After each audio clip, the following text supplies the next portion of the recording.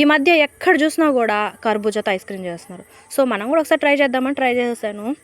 ఎలా వచ్చిందో లాస్ట్లో అయితే చెప్తాను. ముందుగా అయితే కర్బూజా తీసుకున్నాను. పైన అయితే కొంచెం ఈ విధంగా కట్ చేసుకొని మధ్యలో నుంచి గింజలన్నీ తీసేసేసి ఇక గుజ్జు ఉంటుంది కదా, సైడ్ గుజ్జు అంతా కూడా స్పూన్తో నీట్గా తీసేసిన తర్వాత పక్కన అయితే పెట్టేసుకోవాలి.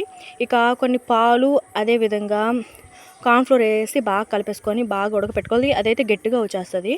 తర్వాత అయితే గుజ్జు అదేవిధంగా మనము కార్న్ఫ్లోర్ అండ్ మిల్క్తో చేసాం కదా, అది కొంచెం అయితే షుగరు అండ్ ఎసెన్స్ కొంచెం మీగడైతే వేసి మెత్తగా అయితే మిక్స్ చేసి ముందుగా మనం కర్బూజా కట్ చేసుకున్నాం కదా, దాంట్లో అయితే పెట్టేసి ఫ్రిడ్జ్లో పెట్టేస్తాను. డీ ఫ్రిడ్జ్లో ఇదైతే ఫుల్గా 1 day అయితే డీ ఫ్రిడ్జ్లో ఉండేసి ఒక 10 నిమిషాల తర్వాత అయితే బయట తీసి కట్ చేసా.